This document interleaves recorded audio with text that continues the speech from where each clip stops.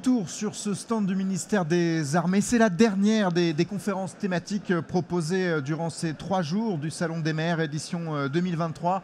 Et pour compléter ce panorama permettant d'illustrer l'ancrage territorial du ministère des Armées, cap au sud-est de l'Hexagone, le Var précisément, où se trouve le camp de Canjoers, créé en 1970, si je ne dis pas de bêtises. C'est le plus grand champ de tir d'Europe.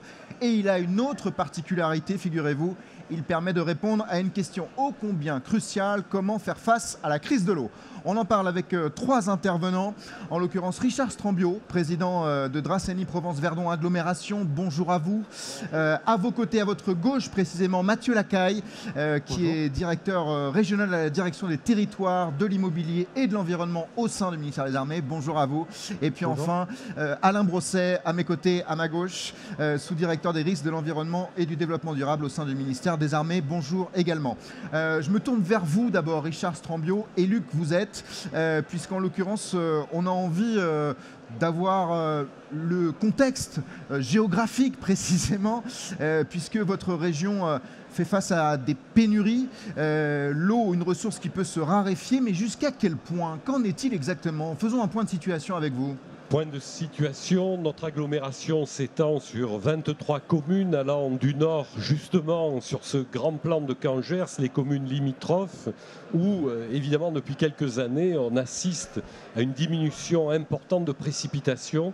Or, le grand plan de Canjoers, relief karstique par excellence, est une réserve en eau non seulement pour la Dracénie et les villages environnants, mais va jusqu'à la Siagnole pour alimenter les zones côtières. Et de l'autre côté, évidemment, la résurgence de Fontaine-l'Évêque, ennoyée près du lac, dans le lac de Sainte-Croix, près du barrage, qui est une réserve, une des plus grandes résurgences de France.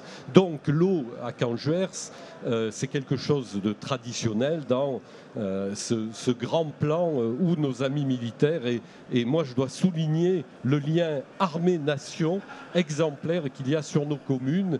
Donc l'armée a volé à notre secours. On va y revenir en détail, bien évidemment, mais de votre côté, on imagine qu'il y a une vive inquiétude. De moins en moins d'eau, ça veut dire quoi concrètement? Ça veut dire que certaines ressources sont tombées en panne pas plus tard qu'au mois d'août dernier, et on était vraiment au ras des possibilités pour 6 communes, justement, les communes d'abord de Bargemont, les communes de Calas, de Claviers, de Figanières et de Château-Double. On a eu vraiment de gros soucis, et comme notre intention est de mailler le territoire avec aussi la ressource du canal de Provence, du lac de Saint-Cassien, il fallait voler au secours de la commune de Bargemont en premier lieu. C'est une interrogation épineuse compte tenu de ce que vous nous dites, mais est-ce qu'on va encore pouvoir garantir l'accès à l'eau pour tous? Écoutez, si on prend les mesures qui s'imposent, et je vous décrirai tout à l'heure évidemment comment nous avons travaillé, sur quelle notion de mètre cube d'eau de mise à disposition nous avons travaillé, et si nos populations font preuve de civisme, il n'y a pas de raison que nous soyons dans la plus grande des pénuries. Avec une équité territoriale, c'est ce que je demande, c'est-à-dire qu'une côte totalement héliotropique qui profite de tout ne soit pas extrêmement dépensière en eau potable au détriment des communes du nord du département. On y vient au camp de Canjoers avec vous dans un instant, Mathieu Lacaille. Mais avant ça, avec vous, Alain Brosset, en quoi le ministère des Armées est-il concerné par cette problématique de l'eau, et comment est-il venu à la rescousse, si je puis dire, pour faire face? Le ministère des Armées, il est concerné, il a une mission particulière en termes de préservation de la ressource en eau et d'utilisation de la ressource en eau. D'abord parce qu'il a des emprises qui sont d'une étendue importante, qui sont destinées aussi à la préparation, à l'emploi opérationnel des forces armées. Il a de l'activité industrielle, donc il a un impact forcément sur ces milieux. Et il a aussi besoin de cette ressource pour continuer justement son activité. Et c'est pour ça que pour mettre en œuvre en fait une politique qui permette aussi de répondre à l'ensemble des enjeux, notamment cités par le président à l'instant, c'est-à-dire en fait comment l'ensemble du territoire bénéficie à la fois d'une ressource en eau et la préserve, le ministère a adopté une stratégie ministérielle de l'eau qui a été adoptée en juillet 2023 jusqu'à l'horizon 2030. Et cette stratégie ministérielle de l'eau, elle vise essentiellement à sécuriser l'accès à l'eau. Et c'est bien l'un des sujets sur le camp de Canjuers, sécuriser l'accès à la ressource. Et notamment en maîtrisant aussi nos capacités à prélever, traiter, utiliser cette eau, et puis limiter notre consommation d'eau. On a une responsabilité particulière, Monsieur le Président l'a dit, qui implique et qui engage aussi les armées pour pouvoir être le plus sobre possible et en même temps, pour nous, avoir cette sécurité. Juste Alain Brosset, vous évoquiez la stratégie ministérielle de l'eau. On est dans la continuité de ce plan eau qui a été initié par le président de la République ? On est dans la continuité du plan eau, au sens où nos objectifs sont de mieux connaître la ressource en eau et l'usage qui en est fait, de pouvoir mieux maîtriser aussi l'efficacité de cette consommation d'eau sur nos parcelles, pour nos besoins, d'avoir une eau aussi de qualité. Et on est aussi dans la logique du plan eau qui consiste à faire de l'eau un bien commun et partagé avec les territoires. Et donc d'avoir des logiques coopératives, chacun évidemment, dans notre approche et dans la réponse à nos besoins. Alors je me tourne vers vous, Mathieu Lacaille. Préserver, faire attention à cette ressource essentielle qu'est l'eau. Comment ça s'est traduit très concrètement à l'échelle de ce camp de Canjuers ?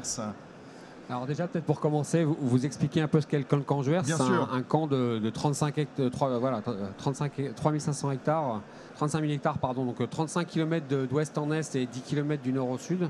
Donc une grosse étendue, un très gros camp. Créé dans les années 70, comme vous l'avez dit tout à l'heure. L'idée, c'est de pouvoir permettre aux unités, notamment de l'armée de terre, mais pas seulement, de pouvoir tirer, de pouvoir manœuvrer, de se préparer à se déployer sur les théâtres d'opérations extérieures. Donc ça permet aux unités d'infanterie, aux chars, à l'artillerie, aux hélicoptères aussi de tirer. Donc on a besoin de profondeur, on a besoin de réceptacles de tir.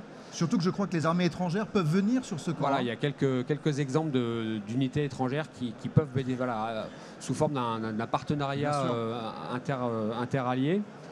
L'idée, la première étape qui a été importante, c'était de dire je suis prêt à venir au secours des communes voisines et notamment de Dracénie, Provence-Verdon, agglomération.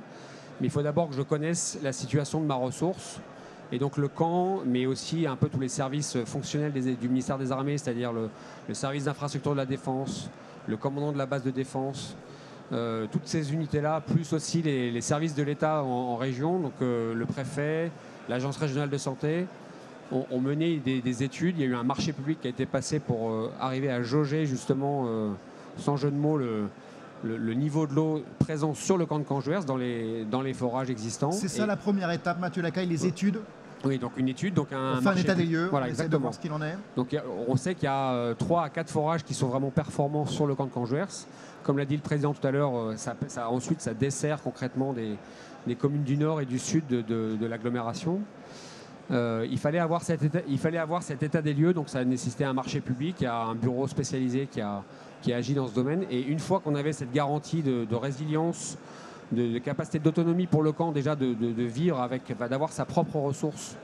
Parce que, juste un chiffre pour l'année dernière, il y a 75 000 militaires qui sont passés sur le camp de Canjuers en 2022 pour se former, pour s'entraîner, pour tirer.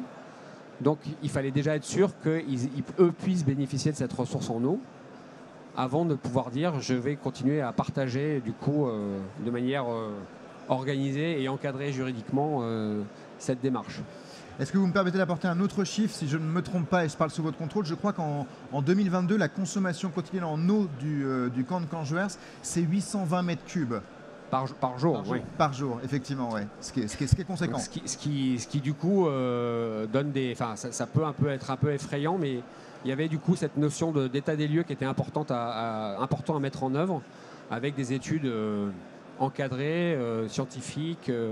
Le président parlait de relief karstique. Voilà, c'est clairement le bon endroit pour capter l'eau et la puiser et ensuite la redistribuer. Donc c'était important de mener ces études, oui.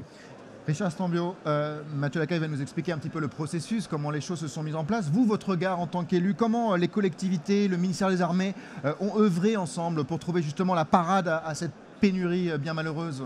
Écoutez, nous avons le diagnostic a été fait. Moi, je remercie très sincèrement Sébastien Lecornu qui, à la base, a été moteur dans ces études avec Madame Bourguet, et puis évidemment le général Martin qui a fait la liaison avec le sous-préfet de l'arrondissement de Draguignan. Nous avons pu, du mois de novembre de l'année dernière au mois de juillet, arriver à alimenter un de nos villages en eau.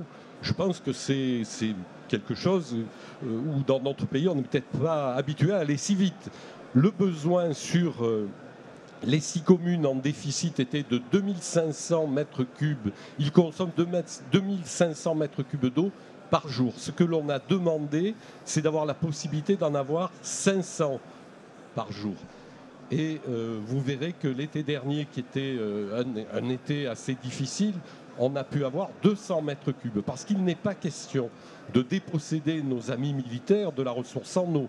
D'autant qu'on oublie quelque chose de capital, c'est le risque incendie dans nos territoires. Le Var est quand même un département atteint malheureusement de cette sécheresse historique, mais avec un risque incendie extrêmement préoccupant. Or, vous voyez, on a eu des départs de feu, mais tout a été jugulé en temps et en heure.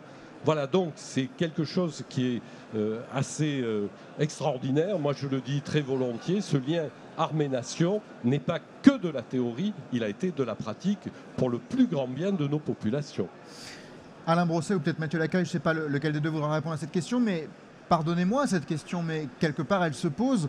Est-ce que les efforts consentis, la vigilance pour faire face à cette crise de l'eau, elle n'est pas préjudiciable au bon fonctionnement du camp de Canjuers, ô combien stratégique, vous l'avez rappelé? De manière globale, c'est bien la préoccupation qui a été intégrée et qui a conduit à la stratégie ministérielle de l'eau du ministère des Armées. C'est-à-dire que l'objectif, autour d'une masse d'eau qui est commune, qui est un bien commun, qui est partagé sur les territoires, puis l'eau, elle a un fâcheux défaut, hein, c'est qu'elle circule sur les territoires en faisant fi des emprises et des propriétaires. Et donc, elle est capricieuse. Elle est capricieuse, elle est en tout cas à l'eau. Et donc, l'objectif qui a été posé, c'est bien justement de mieux connaître cette circulation, ces masses d'eau, comment en fait se comporte finalement l'eau sur le territoire, et où est la ressource en eau, pour pouvoir définir une stratégie qui réponde aux besoins du ministère des Armées. Et ces besoins peuvent aussi être des besoins pour la protection des milieux naturels globalement, et pas seulement l'activité opérationnelle. Et néanmoins, en connaissant leur volume, comment rendre service, coopérer avec le territoire. Donc en fait, la convention qui nous lie, mais je laisserai peut-être plutôt Mathieu la détailler, elle est faite dans cette logique-là. C'est-à-dire, on est dans une logique dans laquelle nous, on sécurise, qui est notre premier axe de la stratégie, on sécurise la ressource en eau, mais on permet son partage pour répondre aux besoins des territoires lorsque c'est possible, et c'était possible à Canjuers. Peut-être Mathieu sur la convention. J'ai une toute dernière question, Mathieu Lacaille, pour vous, parce que ça touche à sa fin malheureusement, et le sujet est ô combien passionnant, et on pourrait évidemment le développer encore plus en longueur, mais compte tenu du contexte, précisément les aléas climatiques, c'est ça hein, qui se joue en toile de fond, bien évidemment, et pas qu'en toile de fond d'ailleurs. Comment vous allez poursuivre encore davantage la démarche initiée à l'échelle précisément du camp de Canjuers ? Alors, Alain Brosset vient de le dire, il y a une stratégie ministérielle de l'eau au niveau du ministère des Armées qui va se déployer du coup sur tout le territoire, aussi bien en métropole qu'outre-mer. À mon niveau régional, en Provence-Alpes-Côte d'Azur et en Corse, il va y avoir un effort de pédagogie aussi à faire auprès des commandants de base de défense, avec l'appui aussi du service d'infrastructure de la défense, qui est là aussi pour nous aider à entretenir notre patrimoine immobilier des armées. Donc il va y avoir un effort de pédagogie dans le long terme et s'appuyer sur cet exemple de Canjuers et de Draguignan pour que ça puisse ensuite rayonner et servir au plus grand nombre.